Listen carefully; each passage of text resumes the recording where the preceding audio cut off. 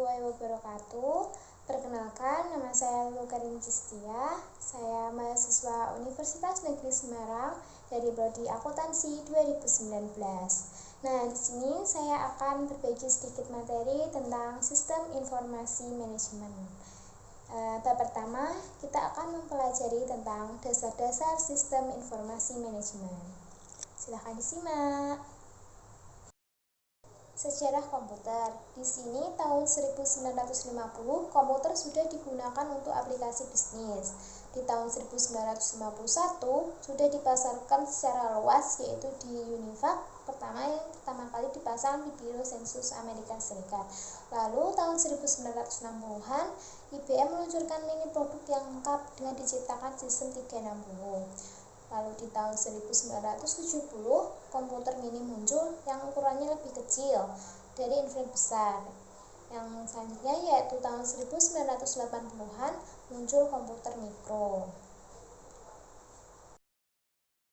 Selanjutnya yaitu sejarah tentang sistem informasi. Saat komputer digital untuk tujuan umum pertama kali dipasang di sebuah organisasi bisnis, piranti keras ini telah mengalami kenaikan kecepatan dan kapasitas, juga disertai dengan pengurangan ukuran, tepatnya dalam kurun waktu setengah abad.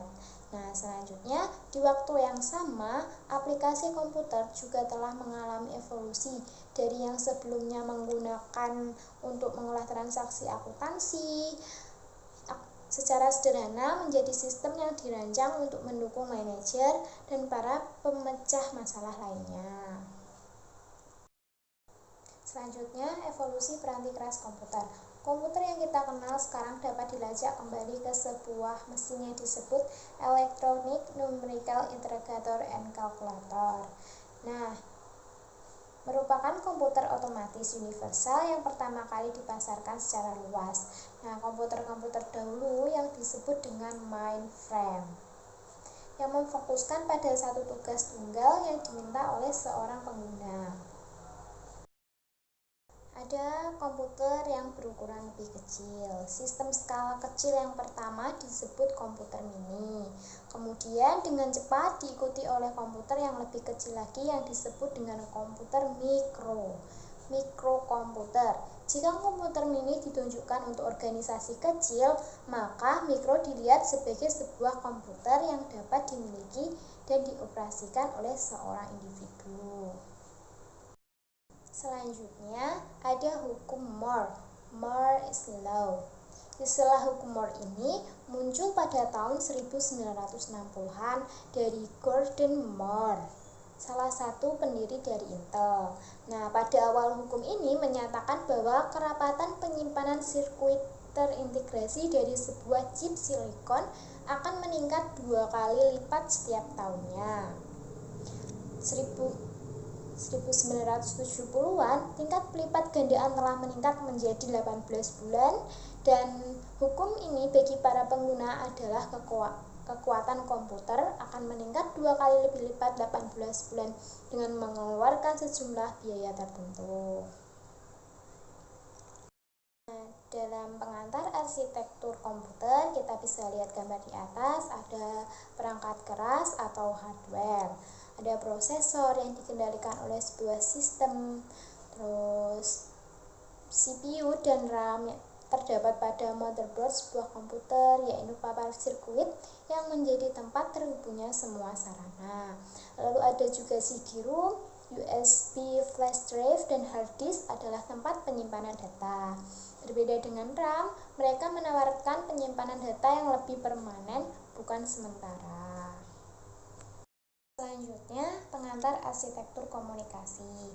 Komunikasi data, baik di awal maupun akhir sebuah komunikasi data, akan membutuhkan adanya sambungan ke sebuah modem. Nah, seiring berjalannya jenis-jenis modem baru, kini telah tersedia berbagai model digital yang membawa sinyal televisi ke dalam rumah, sedangkan yang lain tersambung ke dalam sambungan telepon.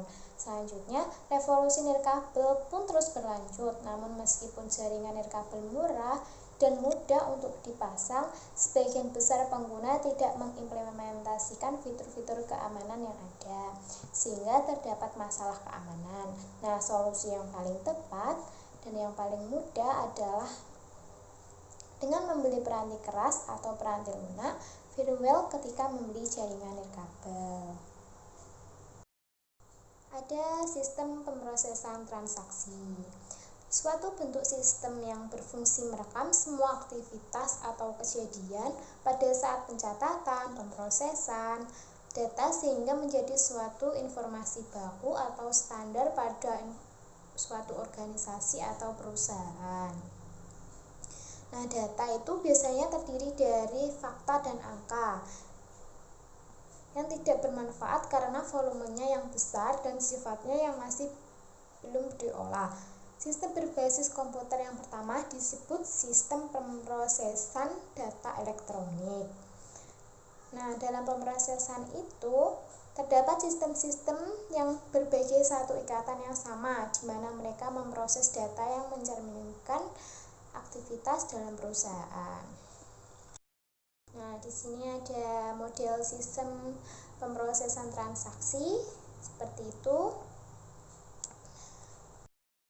Selanjutnya ada sistem informasi manajemen. Sistem informasi manajemen sebagai suatu sistem berbasis komputer yang membuat sistem tersedia bagi para pengguna yang memiliki kebutuhan serupa. Para pengguna sistem biasanya terdiri dari entitas-entitas organisasi formal, perusahaan, atau subunit anak perusahaan.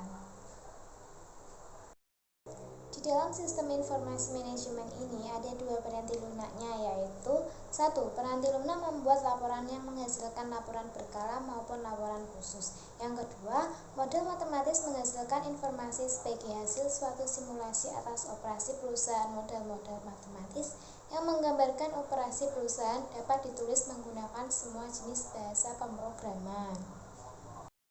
Selanjutnya, sistem pendukung pengambilan keputusan adalah suatu sistem yang membantu seorang manajer atau sekelompok kecil manajer memecahkan suatu masalah. Nah, sistemnya seperti di samping. Nah, selanjutnya ada penggunaan sistem informasi. Nah, pengguna pertama output komputer adalah para karyawan administrasi di bidang akuntansi. Nah, seperti lebih jelas di atas ya, ada tabel keterangannya. Next, peranan informasi dalam pemecahan masalah manajemen. Pemecahan masalah dan pengambilan keputusan ada 4 tahapan pemecahan masalah, yaitu 1, 2, 3, 4. Di samping ya. Nah, kita lanjut ke pembahasan yang terakhir, yaitu masa depan teknologi informasi. Masa depan teknologi informasi akan didorong oleh biaya orang yang rendah dan meningkatkan kekuatan komputer maupun komunikasi. Kekuatan komputer diukur dalam kecepatan pemrosesan, kapasitas penyimpanan data, dan keragaman alat-alat input dan output. Kekuatan komunikasi diukur oleh biaya dan kecepatan transmisi, seperti jumlah data yang dapat dikomunikasikan dalam satu waktu tertentu. Organisasi bisnis lalu menunjukkan hasratnya pada aset-aset murah yang memiliki kekuatan untuk mengubah operasi mereka. Beberapa materi yang saya jelaskan tadi, saya mengambil sumber dari buku Sistem Informasi Manajemen Raymond M. Charlotte Schierberger Special edisi 10. Terima kasih atas perhatiannya. Dadah, wassalamualaikum warahmatullahi wabarakatuh. Semoga bermanfaat bagi kalian. Dadah.